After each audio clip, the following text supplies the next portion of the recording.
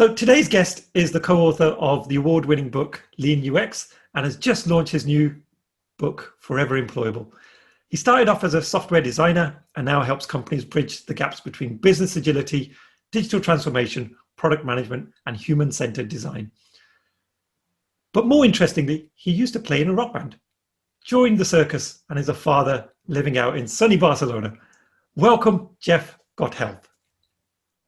Hey, Paddy, thanks for having me. That was great. A really nice introduction. Thank you for that. No problem, Jeff. So I am elated that you've joined us today, Jeff. And I'm going to come clean. This episode really came about because of some personal needs that I had a few months ago. And as many people a couple of months ago were going through lots of uncertainty, as they are even now, I was in a bit of a dilemma at work because I was seeing lots of cutbacks, lots of people losing their jobs. And it really got me to think about what would be my next step in terms of career. And I'd heard a little bit about your upcoming book. And I thought, if nothing else, I'm going to be selfish and I'm going to ask if Jeff would come along onto one of my podcast episodes. And if nothing else, just give me a little bit of help. So I guess this episode is as much about me as it is about others out there as well. So I have a personal vested interest in this episode. Awesome. Well, I hope I can help. We'll see what happens. Fantastic. So before we go into that, I'm just going to sort of go back just a few years. So it sounds like you had a very colorful past and definitely a few interesting stories to tell. I'm sure. Well, actually, I'm not sure how many of those you can share in terms of your rock band days, but it'd be great to hear a little bit about that. But you got me curious about what was life like for you as you were growing up. What were some of your career ambitions, your general attitude towards life and success itself? Yeah, look, I mean, so to be fair, so I grew up in the U.S. In the suburbs of New York City, mostly New Jersey, and very comfortable upbringing. So lots of privilege and lots of nice little suburb, decent school. And I went to college. I went to university in Virginia without a clear sense of what I really wanted to be when I grew up. I ended up. I started trying to be a piano performance major. I've been playing piano my whole life. I spent a year as a piano performance major. I just didn't have it. I couldn't cut it. It was just it's a combination of, I think, of innate talent and work ethic. And while my work ethic is certainly not something I would disparage in most contexts, when it comes to becoming a performance major in any instrument, the level of work ethic that you need is extreme, and I didn't have it. Not when I was 18 or 19, certainly. Right. And so the sort of the death knell for my piano performance career, at least as a university degree, came at they call them juries. I don't know what they call them anywhere else, but it's kind of like the final exam of piano performance at the end of my second semester, my freshman year in school. And it's the most intimidating thing you can imagine. So you're in the concert hall at the university. So it's 1,000 people can sit in there, maybe 2,000. I don't know, it's huge, right? You're playing this amazing 9-foot Steinway grand piano. So it's like, $150,000 piano. It sounds amazing. Every note, resonates in this beautiful hall. And there's 4 people in the audience. And each one of them is a piano teacher. And each one of them is judging literally every single thing you do up on that stage. It was terrifying. And I've been on a lot of stages in a lot of different situations. And I've never been that scared in my life. And I choked. It was ugly. I prepared, but just not enough. And that was the end of it. still very. That was 25 years ago, 26 years ago. I'm still completely scarred by that to this day at this point. But I went on to get a communications degree, and that was interesting because, again, kind of weird time. My whole career's been like a series of odd and at times poor timing, right? So like odd timings, odd poor timings is like, if I was going to write a real autobiography, it'd be like odd poor timing. It's like, so I graduated from the university in 1995 with a mass communications degree, which was great, except in 1995, Netscape came out, right? So the visual browser all of a sudden comes out, and the whole face of mass communications radically changes. As soon as I get my degree, right? Like up until then, we're doing command line and Gopher terminal queries for the internet. That type of thing. Kind of didn't know what I wanted to do. Ended up playing music in a bunch of bands for a while, touring around, sort of attempting to be a rock star for the next 5 or 6 years. And then eventually that got old and didn't seem like it was going to yield any kind of really meaningful financial comfort. Let's put it that way. And so this is right around 1999 or so. 1999, if you could spell HTML, you could get a job. And so I could spell it, I could write it, I could do a little front-end design, little graphic design. And so I quit the rock and roll lifestyle, which was a fairly dismal, broke lifestyle, and took a job as a web designer, basically in the Web 1.0 days.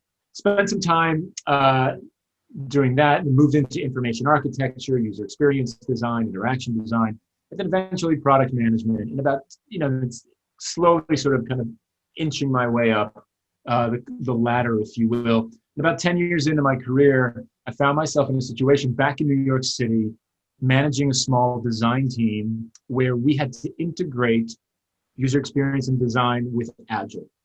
Right. And the good and the bad thing for the industry and the good thing for me at the time was that no one had really figured it out at that point. There were a lot of case studies of people failing and a lot of stories of just sort of dejected teams having attempted things and not being successful. And so we had to deal with the same thing. I had 14 people on my team. We had 100 engineers. We had to figure out how to support them in this new world, and nobody knew how to do it. And so I was fortunate enough to work with a team that was curious to figure this out. I had peers who were curious to figure this out. And most importantly, I had a boss, a chief product officer in this case, who gave us the bandwidth and the psychological safety to figure this stuff out.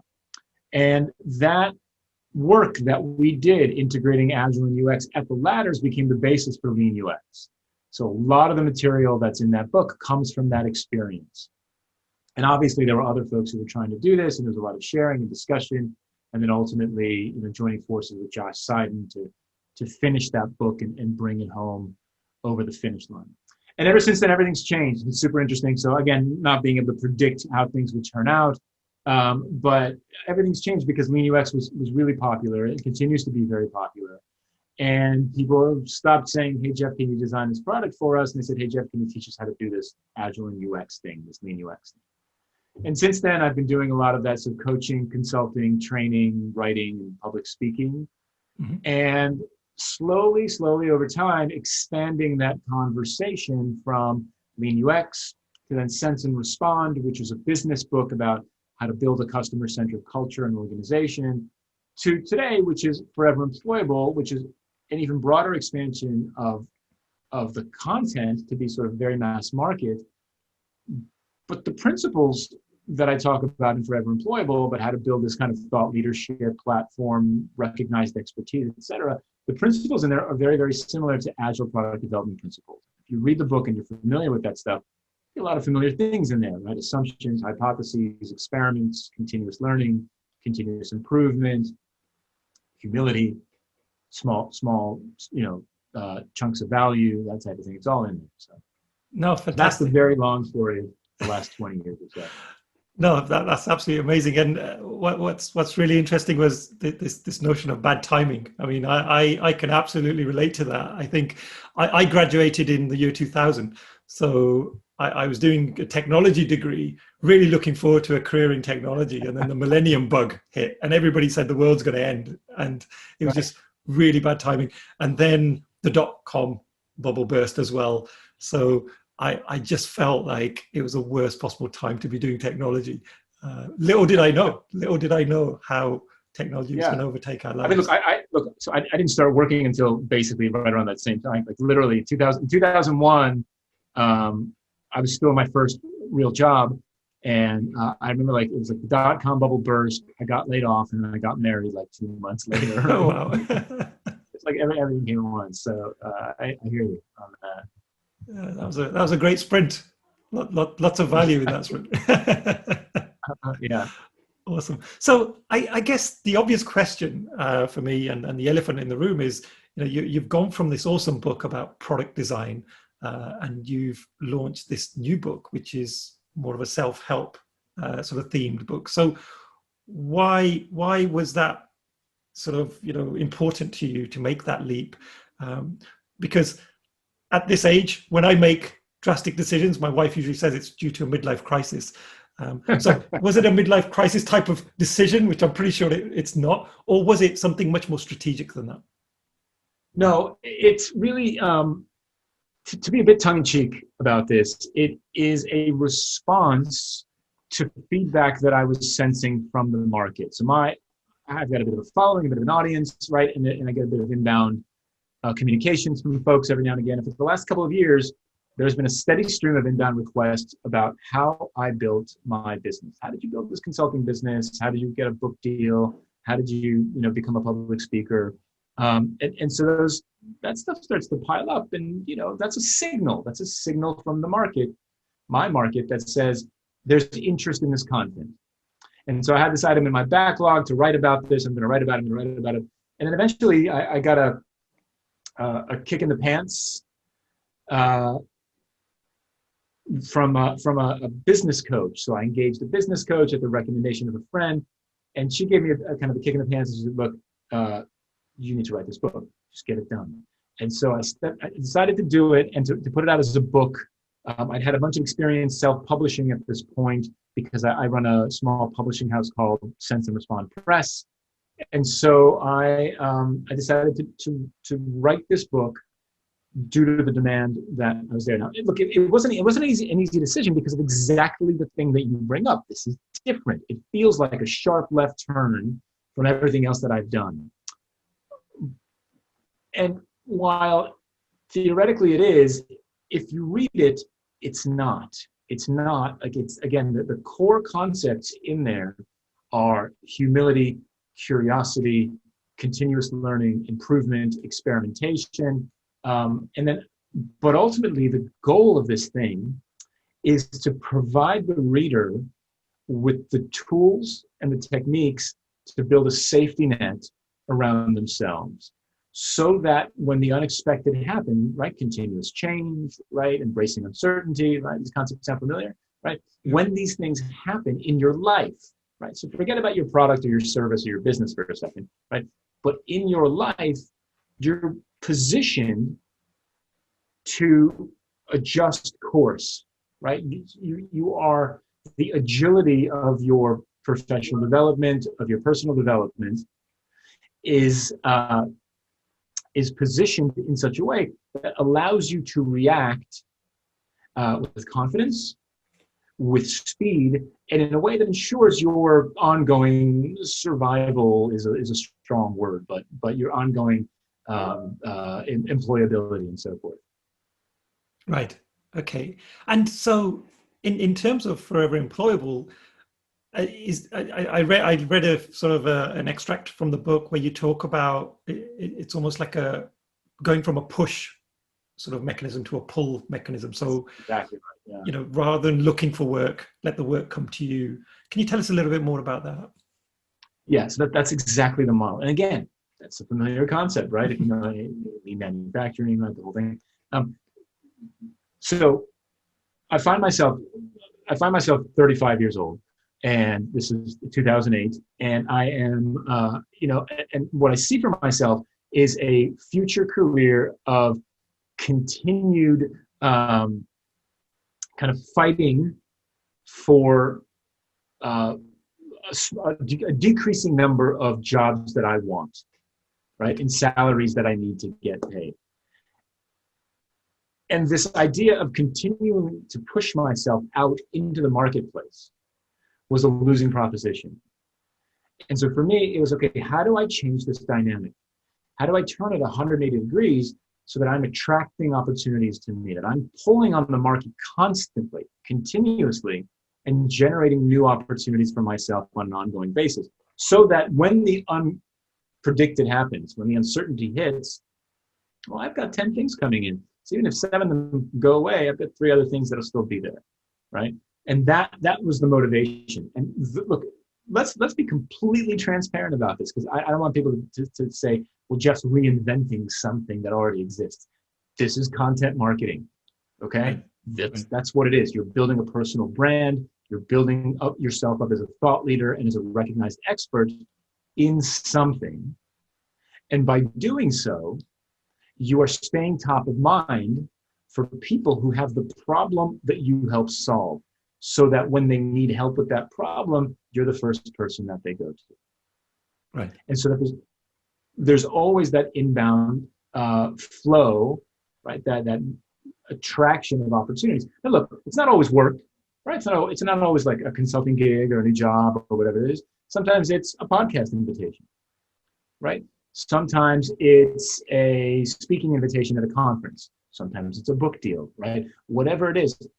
But all of those things sort of are the flywheel, right? The cycle of building up that platform, increasing your audience and staying top of mind for them.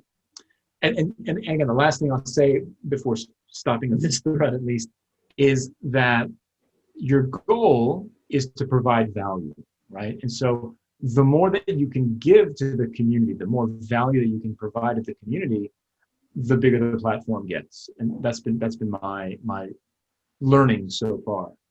Fantastic.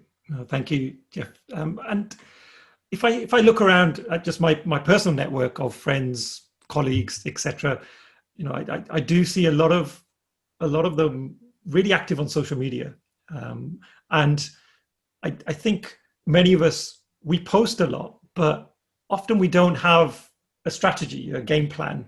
And I guess for anybody out there who's in that situation where they do have a following, or they've started that following, what would you suggest they do as a first step? So to really build this brand of theirs and go at it in a strategic way, what might they do as a starting point? Well, I mean, first and foremost, you've got to decide. In the book, I call it planting your flag. So kind of, where do you want to plant your flag? What do you want to be known for right now? In other words, what is the hook that you're going to use to attract people to consume your content, to engage with you? And that really leads to a conversation about your expertise and your experience and your passions. But you do have to approach it strategically. I find that I see some folks, and they sort of like, they do that whole kind of spray and pray approach. I like that. Spray and pray. Right? Which is like, I'm just going to just put out a bunch of different stuff and see what sticks. And I feel like the lack of consistency dilutes the message and dilutes your personal brand, right? So, and this is something that I'm struggling with right now, by the way, because I've been so successful with the lean UX and the Agile and the design thinking and product thinking and the product management stuff, that talking about Forever Employable stuff is interesting. We're like, wait, you're not the career guy, you're the Agile design guy, right? But you have to be strategic. So there's an exercise, I talk about it in the book, but since I've written the book, there's an exercise that actually was made aware to me that I should have written about in the book. And it's an exercise called Ikigai. And it's a Japanese exercise. I wrote about it on my blog and on LinkedIn. It's super easy to find. And Ikigai means your reason for being, right? The reason you get up out of bed every morning. And there are 4 questions in this exercise, right? What are you good at? What do you love? What does the world need? And what can you get paid for? Right? And the idea is to brainstorm around all 4 of those topics, and ideally try to find something that ticks all 4 boxes, at least one, right? Yeah. So something that you're good at, you love to do, the world needs it, and you can get paid for it. That's where you plant your flag. right? If you find more than one thing there, terrific. Pick one. Let's start experimenting in that direction. And if that doesn't work out, we'll pick the next one and try that one. Increasing levels of risk with evidence and that type of thing. But that Ikigai exercise is a great first place to start. And really, I mean, you can go look at the blog post, but it's literally just brainstorm around these 4 questions and find the thing that lands, that kind of ticks all 4 boxes. Like, what are you good at? What do you love? What does the world need? What can you get paid for? And that's a great place to start. Fantastic. And actually, Jeff, I'll try and include the link to that blog post in the podcast episode description so that folks can go to that. So great advice there. I guess then, if we think about applying some of those product concepts to your personal life, for me, that sounds a little bit scary. So we talked there about experimentation. Like if I have a tangible product or software, I think, personally speaking, I'm much more likely to experiment with that type of product. But when it applies to my personal life, that's really scary. Like, how do I get over that fear? Look, it's tough, but it's that fear of screwing it up. It's the same fear, right? It's the same fear that drove me to head down this particular path, right? It's the fear of, I got to support my family. I got to pay the bills. I got to eat. The kids got to eat. God, those kids eat every day, all day. Apparently, it's crazy, right? And so it's that same fear that you have to kind of repurpose from, I can't screw this up, to I've got to figure out how to make sure that there's always the next thing. The next thing is always imminent and always available. Right. And for me, that was the motivation. The motivation was, hey, I'm 35. Soon I'm going to start to hit those kind of ageism thresholds and salary thresholds. And there's fewer and fewer positions as you go up the corporate ladder, right? And so I got to figure out something that will ensure that I can continue to feed my kids moving forward. But taking risks, especially if you're full-time employed right now, taking risks with that paycheck, well, I got to pay the bills tomorrow, right? Yeah. Not in 2 years. And so the way this worked for me, strictly for me, right, was I made the decision, and then I started building the platform, the content platform, the thought leadership, recognized expertise bit in the cracks of my regular life, in small experimental chunks, right? So I would tweet, I would write short blog posts on my 45-minute bus ride to work every day. And I would post it. At lunch, I would go and kind of do a bunch of tweeting and following up. Anywhere I had a minute or two, I was doing something to promote the platform and start to build it up, so that I was still getting my paycheck, but I was starting to create this new reality for myself underneath and waiting for it to catch on and waiting for it to grow. And it's those experiments. Look, and if the experiments fail, right? If I tweeted something and no one liked it or no one responded, then I wouldn't do that, or I wouldn't talk about that anymore. If I wrote a couple of blog posts and no one shared them, no one read them, right? No one did anything with them, then I moved on to a different topic. Where there was traction, that's where I invested more. Right. So again, this is straight out of the Lean Startup playbook, right? So you build something small, you build an MVP, right? And the MVP is your experiment. It's a tweet. It's a 300 to 500 word blog post. It's a 3-minute video on YouTube. It's an infographic that you made, whatever, right?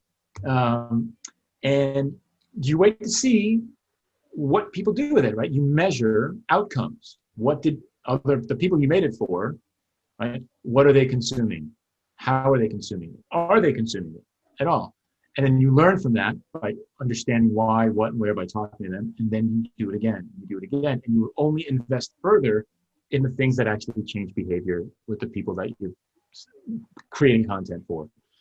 And for me, that's how you reduce the risk, right? You do it in the cracks, you do small experiments until you get to a point where you're starting to generate inbound leads, and you might want to take your employment in a new direction, whether it's a new company or self-employment. Fantastic. And so if I imagine if I've gone through that thought process of figuring out some of the things I want to do, I've got over that fear, I've decided to maybe start a couple of experiments. What would I do next? What would be some of the other things that you would suggest I sort of go on and do? Is there particular types of social media activity? Is blogging the best thing? Is it, sort of public speaking? What's sort of some of the advice there? So I'm going to sound like a fortune cookie here, but based on your experiences, of course. Yeah, but look, you should fish where the fish are, right? So Yeah. we're product people, right? Agilists are product people, right? When we build products, we build them for an audience. Yeah. To understand that audience, we do research, we do customer discovery, we do product discovery to understand who our target audience is. What challenges do they have? How do they currently deal with those challenges? How can we add value and help them maybe solve those challenges more effectively, right? And so I think that as you start to, if you do that ikigai exercise and you sort of get something right in the middle there that ticks all four of those boxes, the next thing you really need to do is do a persona creation exercise, a persona for your target audience. Who do you believe your target audience is? For me, so here, it's always hard with these things. For Forever Employable, it was mid-career knowledge workers. Yeah. Right? So you've been working 10 to 15 years minimum in some kind of a knowledge-based profession. So anything from marketers to accountants to tech folks, product folks, etc. Not to say that it's not relevant to other folks, but that was my target persona. For me, and so as you're starting to write and you're defining that, then you need to understand where those people hang out, where they get their information from, and how they like to consume that information, right? So if you talk to my kids who are teenagers, right, it's YouTube, and it's Discord, and it's Twitch, and Instagram, basically. Like that's where they consume information. If you talk to Scrum Masters, right, it's probably going to be on Scrum Alliance, Scrum.org forums. It's going to be on LinkedIn. It's going to be maybe a little bit on Twitter, that type of thing. But so my point is do the research to understand where the fish are, right? The fish that you're trying to kind of pull out of the stream, and then go fishing there with the kind of channels and formats that work for them. And look, and if for some reason that's difficult or time consuming and you don't want to do that, then experiment, right? So for me, I've not done a whole lot of videos like this, like put the camera at myself. I don't know why I haven't done it. For me, I found that I enjoy writing. It gives me the time to do it. And I've gotten better at it. And so I find that my writing has gotten better. And so writing is and I write 750 word blog posts, roughly speaking. Right. Sometimes they go to 1,000 if I'm feeling particularly wordy that day, but 750 usually. I do a lot of tweeting. I've done that for years. That's really helped a lot. And these days, LinkedIn has become a really great resource for me personally. Kind of mid-length, somewhere between a tweet and a blog post seems to be the optimal LinkedIn post length that works for me. So like 150 words, something like that, maybe 200 words, like a paragraph max. But that seems to be a nice length. And I will tell you one thing that I've learned, so one kind of like just sort of a tactic that works for me. I've noticed that every single time that I post anything with a graphic, not a photo, but a graphic, some kind of a diagram, whether I made it or I took it from somebody else and gave them credit for it, that gets shared more than anything. Those posts always do better is when you've got some kind of visual to go along with it. No, fantastic. I'm a big fan of visual thinking. It's something that I do in my spare time. Is I do a lot of doodling, and I've tried a few experiments on that as well, where I've posted similar posts. One's pure text, one's some hand drawing, and one's some kind of stock photos. And I've tried to sort of gauge which one is getting more attention. And absolutely, I think it's the more engaging we can make those visuals really, really does help. So absolutely agree with that one. And something that I read, I can't remember if it was one of your blog posts actually, Jeff, but it was great advice, because again, a lot of people, they see writing a book as being the end game. And it's almost that once they have the book, they're gonna reap all the rewards from it.